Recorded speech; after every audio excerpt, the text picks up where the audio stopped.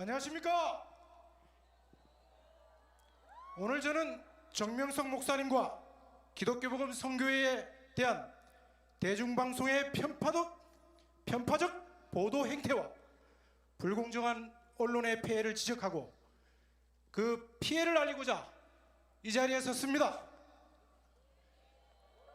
여러분, 방송은 공공복지 증진과 국민생활 향상에 매우 큰 영향을 끼칩니다. 따라서 대한민국 방송법 4조는 모든 방송사가 윤리위원회를 조직하고 방송윤리 규정을 지키도록 강력하게 규제하고 있습니다. 방송윤리란 방송은 진실성과 공정성에 기초하여 정확하고 객관적인 방송을 해야 함을 말합니다. 그렇다면 언론은 어떻습니까?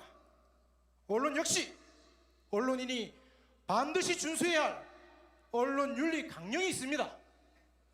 언론윤리 강령 또한 진실, 공정, 객관적 보도를 생명시하고 있으며 특히 언론인이야말로 다른 그 어떤 직종에 종사하는 자들보다 더 높고 더 엄격한 윤리의식을 갖춰야 합니다. 그러나 정명석 목사님과 기독교복음 선교회는 진실, 공정, 객관적 보도라는 방송 언론 윤리와는 정반대로 거짓, 불공정, 편파적 보도에 대한 매우 부당한 대우를 받았습니다. 무엇이 부당할까요? 여러분, 그 실체를 보겠습니다. 정명석 목사님은 2008년 억울한 누명을 쓰고 10년의 옥고를 치렀습니다. 그러나 재판 이전 이미 수많은 방송과 언론은 마치 정명석 목사님이 죄가 있는 것처럼 불공정한 보도를 쏟아냈습니다. 특히 SBS 그것이 알고 싶다, MBC PD수첩 등 시사 프로그램에서는 확인도 되지 않은 내용을 진실인 양 거짓 보도했던 것입니다. 방송에서는 정명석 목사님이 회원들과 수련회나 채용 행사를 할 때 모든 부서 남녀 회원들과 함께 활동했음에도 불구하고 일부 부서 여자 회원들과만 있는 장면을 선정적으로 편집하여 악의적으로 보도했습니다. 특히 95년 11월 4일 감사하는 생활이라는 제목의 주일 말씀 중에 지금은 물질이 아닌 생명의 열의 하나를 드리는 때다 라는 말씀을 여자 하나를 전도해라 이렇게 거짓 둔갑시켰던 것입니다. 이를 위해서 영상에 여자 하나라는 거짓 자막을 삽입하고 착각! 이러한 기계음까지 고의로 집어넣어서 시청자로 하여금 정명석 목사님을 이성 문제가 있는 지도자로 인식을 시켰던 것입니다. 자, 여러분, 직접 그 영상을 보며 확인해 보겠습니다.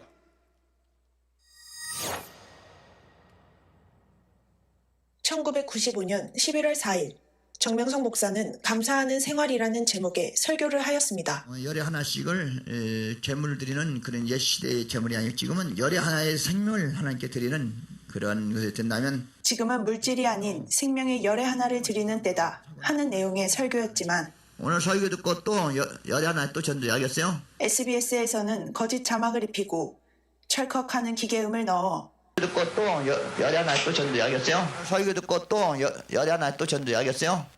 설교 듣고 또 열에 하나 또 전도해야겠어요? 정명석 목사님을 여자 하나 전도하라는 내용의 설교를 한 이성 문제가 있는 지도자로 보도했습니다.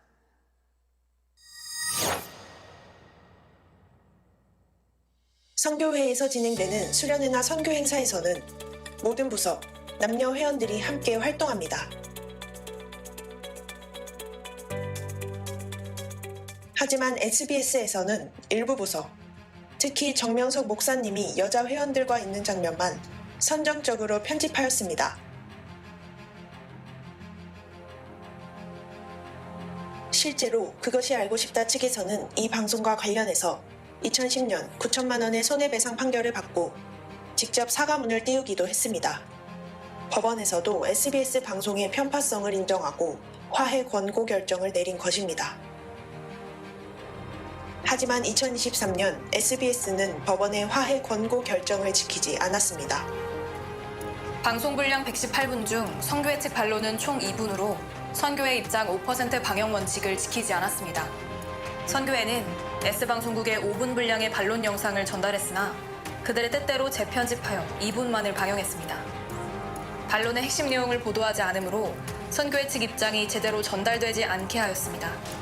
이는 법원의 결정을 온전히 지키지 않은 위법적 행위이며 온전한 반론의 내용이 전달되지 못하게 한 기만적 행위입니다.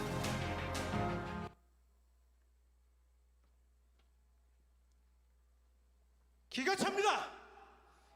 너무 억울합니다. 언론이 이래서 됩니까? 이거는 아닌 것입니다.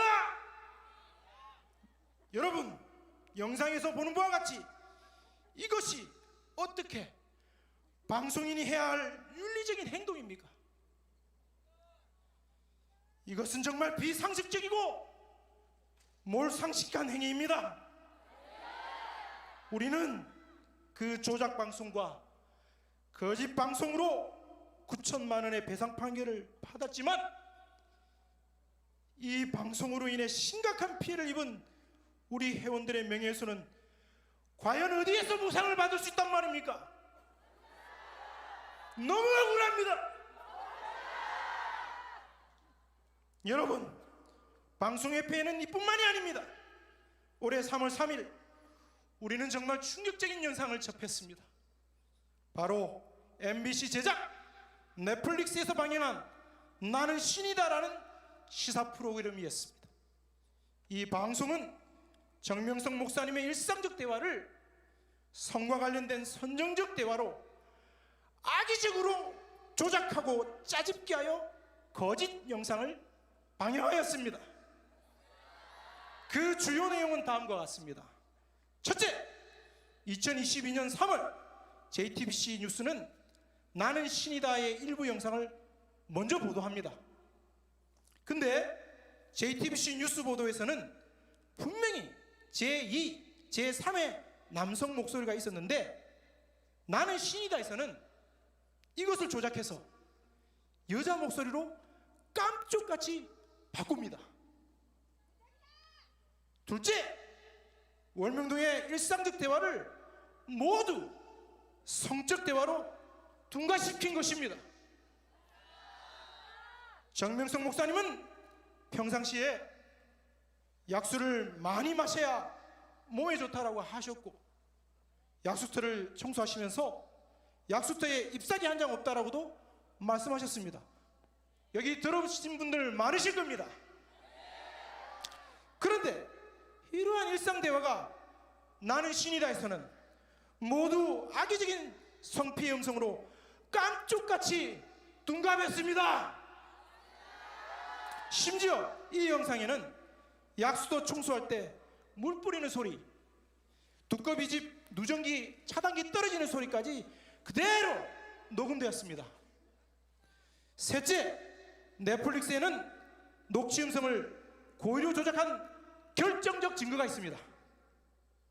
바로 PD로 추정되는 남성이 편집을 감행하다가 주변이 소란했던지 조용히 라고 말한 것이 실수로 녹음되어 그대로 방영이 된 것입니다. 이것은 성폭행 현장을 거짓 연출한 명백한 증거입니다.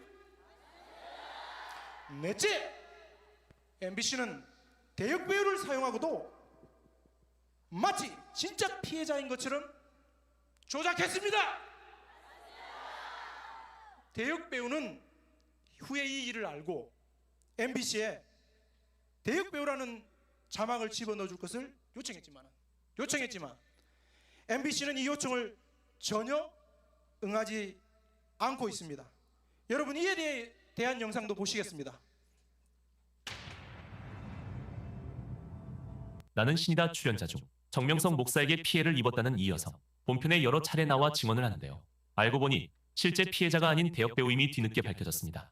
지난 21년 9월 배우 A씨는 MBC, 넷플릭스 오리지널 측의 대역 제의를 받고 출연동에 계약을 했는데요. A씨의 초상권을 보호해주고 음성 변조, 자막의 대역임을 표기해주기로 했죠. 그러나 제작사는 이를 하나도 지키지 않았습니다. A씨는 지인들에게 JMS성 피해자로 오인받는 피해를 당했습니다. 게다가 A씨는 법적 피해 보상을 받기 어렵게 됐습니다. 제작사와의 약속은 구두로만 이뤄졌고 계약서상에 없었기 때문이죠. A씨는 MBC 측에 수차례 항의했으나 돌아오는 것은 회유와 협박뿐이었죠. 넷플릭스의 대응도 소극적이었습니다. 대역 배우를 피해자로 속인 것은 명백한 범법 행위입니다. 이래서 되겠습니까?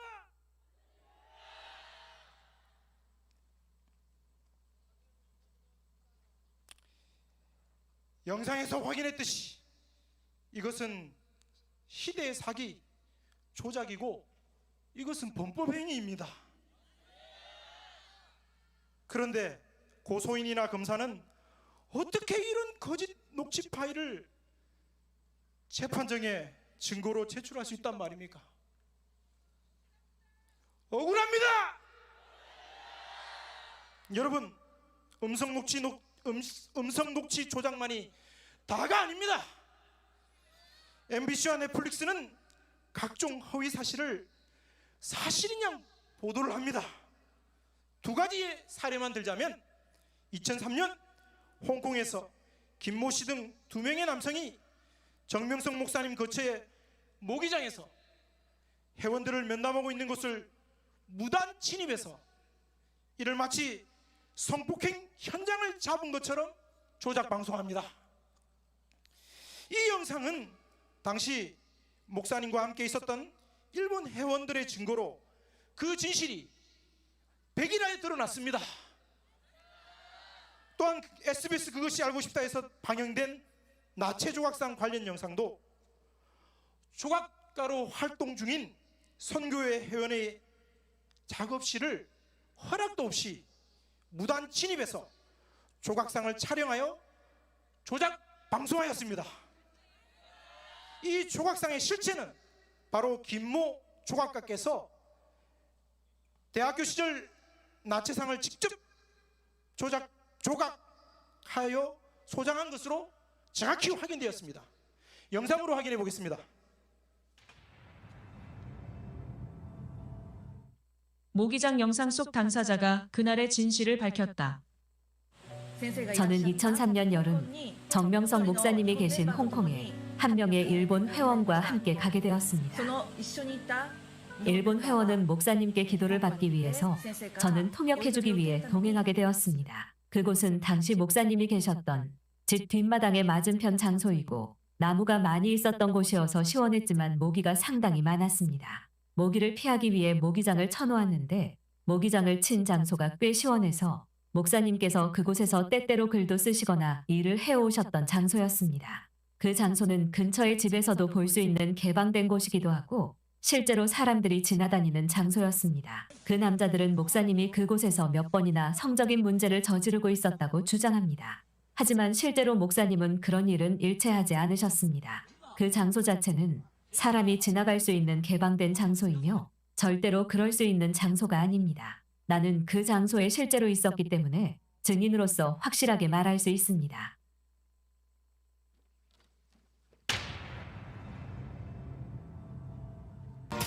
이곳에 정총재의 은밀한 비밀이 숨겨져 있다는 익명의 제보. 여자 나치 조각상이네. 제보의 내용에 따르면 이 동상들은 정총재로부터 성피해를 입은 이들의 흔적이라고 합니다. 방송에 나온 건 전혀 사실이 아닙니다. 대학교 조석과 제가 재학 시절 때 인체 회복 공부를 하면서 실제 그 모델들을 보고 작업했던 사진들 날짜도 나와 있어요. 2003년도 6월 6일. 학교 때 하던 작품이잖아요. 많은 시간을 투자해서 해놨기 때문에 좀 정이 가죠. 지금은 저렇게 시간 투자해서 만들 수 없기 때문에. 과연 무엇이 진실인가? 여러분, 이게 빕니까? 우리의 억울한 눈물입니까? 하나님의 답답한 눈물입니까?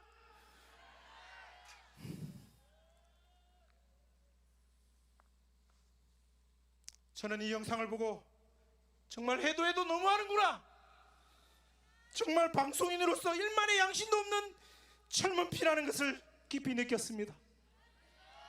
피눈물이 납니다.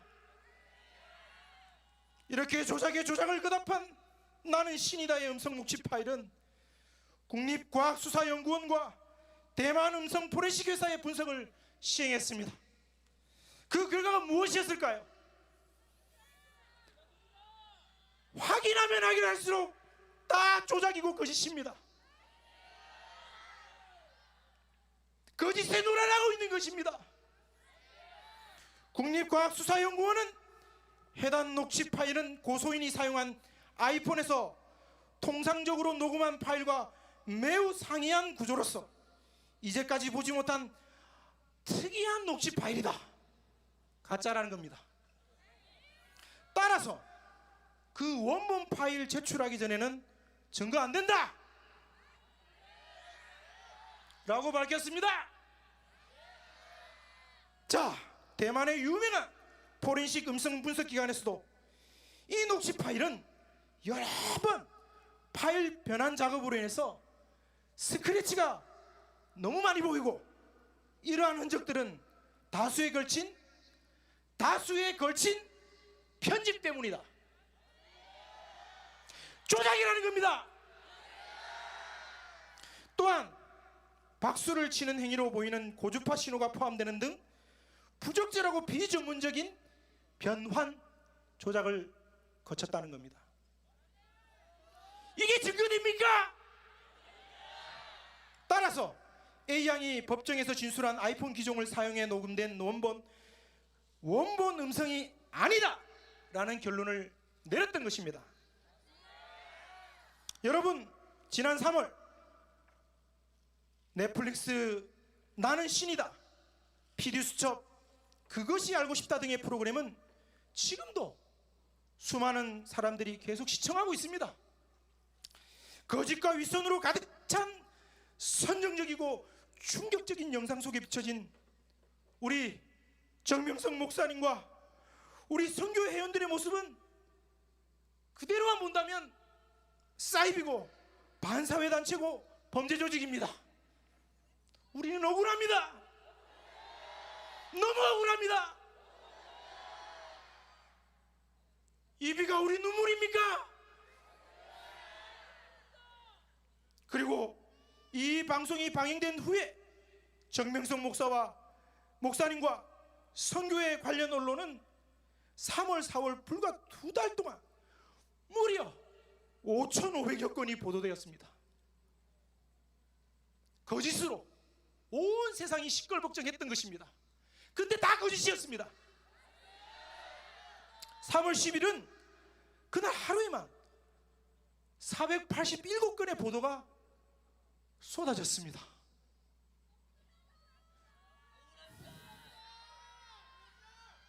이렇게 유례없는 마녀사냥식 언론 번호로 인해서 우리 정명석 목사님은 재판 결과가 나오지도 않았는데 이미 유죄 선고나 받은 것처럼 그렇게 여론재판으로 상황이 흘러가 버렸습니다.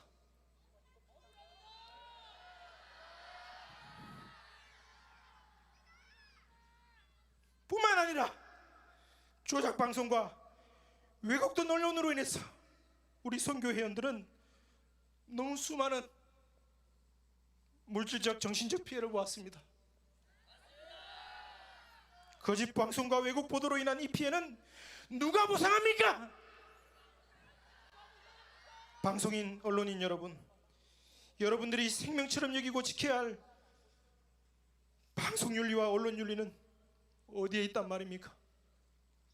부디 진실된 방송, 공정한 언론 보도를 해주시기 바랍니다. 적어도 양심과 상식에 준한 방송을 통해서 국민의 신뢰를, 우리의 신뢰를 회복하시기 바랍니다. 마지막으로 대한민국 국민 여러분, 제발 우리 정명석 목사님과 기독교 복음 선교에 대한 왜곡 방송과 거짓 언론을 절대 믿지 마십시오. 우리 그런 곳 아닙니다. 평생 동안 하나님 말씀을 전파하고 생명 사랑을 실천해온 정명생 목사님과 세상의 빛과 소금이 되어서 예수님 말씀을 실천해온 기독교 복음 선교의 우리 모두는 진실을 알리고 싶은 것입니다. 더불어 사법부는 잘못된 방송과 여론에 의한 재판이 아니라 증거제일주의, 무죄 추정 원칙에 입각한 진실로 공명정대한 재판을 해주시기를 다시 한번 강력히 촉구합니다. 여러분 감사합니다.